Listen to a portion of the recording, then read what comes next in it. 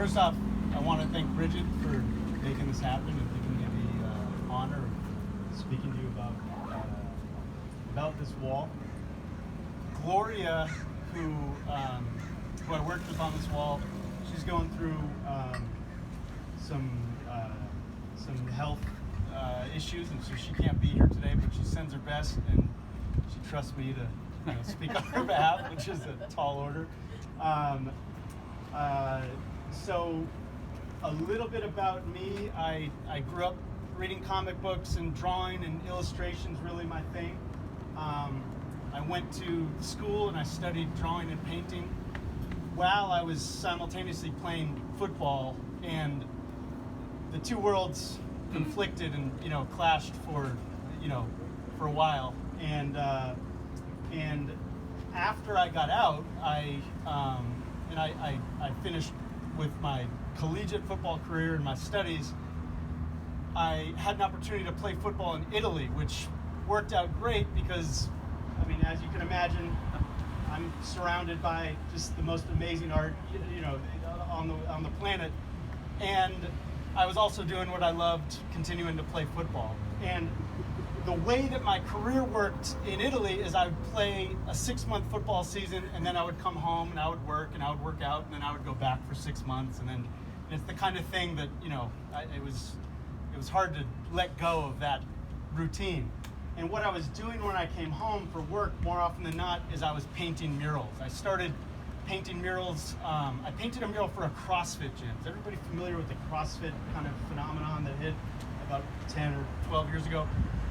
I got in with the CrossFit gym. I painted a mural in that gym, and it was a dragon of all things.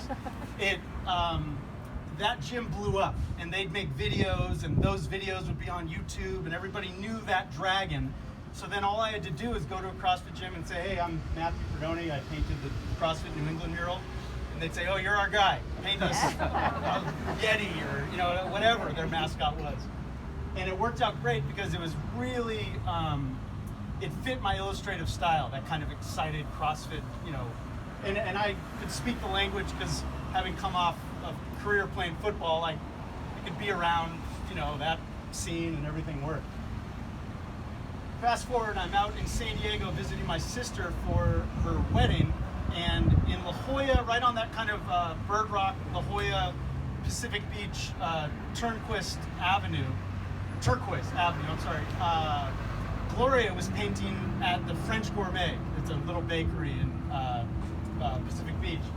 And just kind of, I couldn't help myself but pick her brain. Any opportunity I get to speak to another artist about their process and what they're doing. And she stopped mid-stroke on top of this ladder and just gave me her full attention. And, we just talked for as long as she allowed me to talk until I realized I should let her get back to work. So we stayed in touch, and then I stopped playing football and I took a teaching job in Encinitas. I teach art at an elementary school in Encinitas.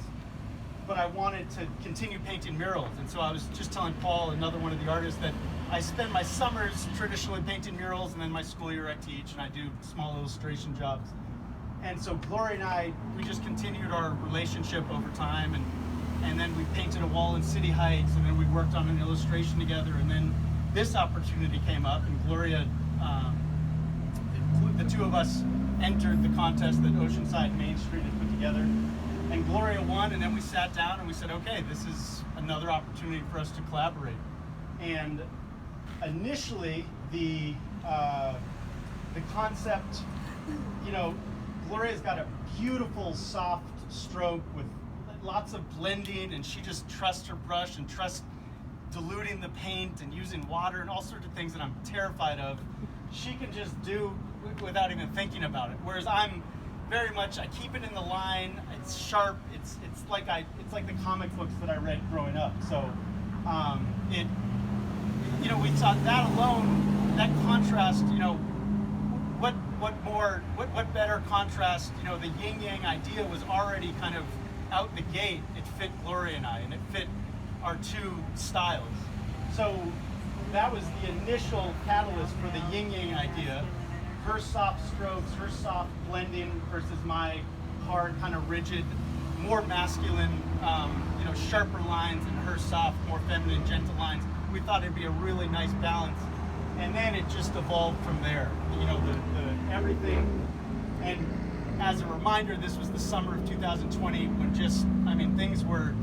everything was firing. It was, COVID was really kind of, we were in the meat of that, and Black Lives Matter movement was really,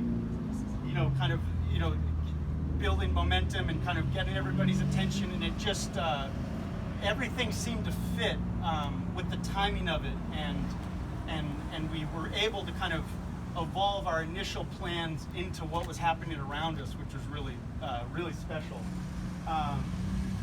And one thing, I've got a soundbite or a quote from Gloria, was that this was the most supported wall she's ever painted. Gloria's been painting, she grew up in Mexicali, studied art, studied design. She's been painting walls for 20 years. And she said this wall in particular was the most supported wall. And what she meant by that was the folks stopping at the four-way stop and honking, or we'd see the same people walking by every day. And it was so positive. And Anthony, who's actually just kind of like, a serendipitous, Anthony just happened to be strolling through. Anthony stopped by and saw us every day we were painting and would just say hello, and he'd see the progress and give little critiques, and he was honest, which was great. And it was such a unique, because it was about 2 weeks on and off that we were working on it. And, there was people like Anthony that came by and just reminded us of, what we were doing and how exciting it was and how much fun people other than us were having, that just the public was having with the wall and the process. And so we came in and we finished our sketch, and then the next, getting kind of like, which I think is the fun part as an artist, and I'm sure as fans, you guys are all here, you're either artists yourselves or you just love and appreciate art, the kind of talking shop stuff. That's what I think is really fun.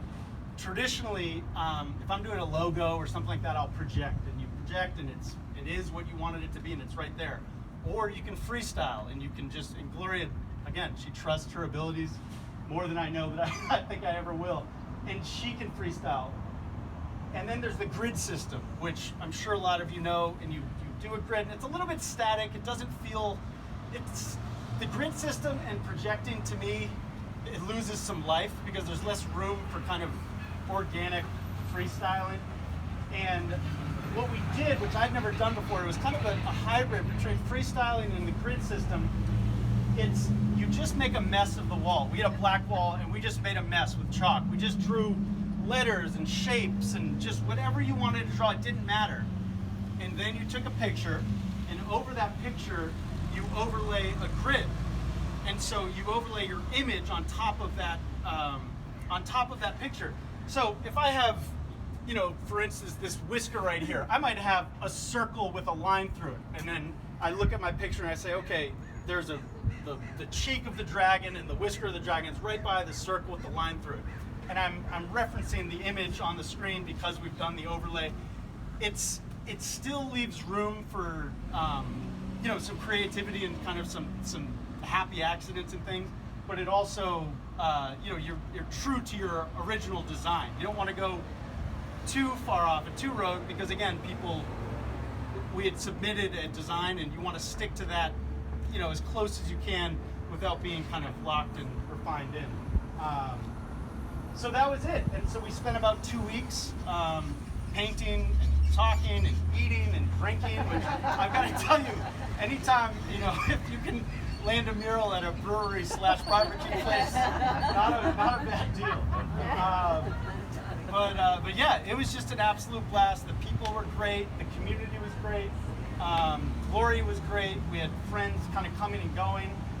We had a good friend, Greg of ours, who he documented a lot of the work, and that's always fun, kind of seeing these videos afterwards as a means to, promote your work. And the wall itself, this is pretty dreamy. It's pretty smooth. Those bricks are a nightmare. And, there'd be days where Gloria's over here kind of touching up her, the beautiful face and everything. And then I'd be over there banging my head against the brick wall because, Hey, what's up? I was wondering. I'm sorry. I got to do a load really No, quick. this is real life. This is what it was like. It was Going right great. there. Yeah, every day. So yeah, so that was, you know, it's kind of just a fun, you know, when you see a wall and you look at a wall, it's about so many things. You know, how high is the wall? What's the texture like?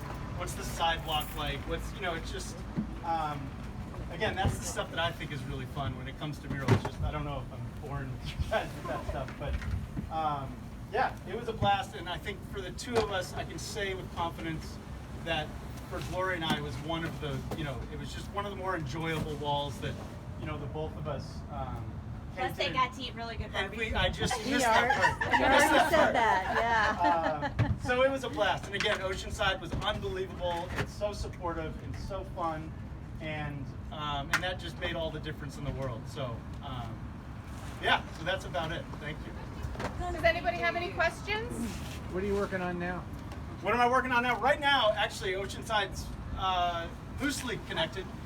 I'm working on a map of Encinitas, of all the small businesses in Encinitas, and the duo that I'm working with has done a similar map in Oceanside and Carlsbad. It kind of takes North County on, and so I'm illustrating, you know, all the small shops, and then he's putting it together. It's almost like a Where's Waldo of your city. And so he's done Oceanside before, he's done Carlsbad, and now he's doing Encinitas, and I'm the illustrator for that. So, but school starts on Monday, so we'll see. I'm not great at balancing my two worlds, but we'll see.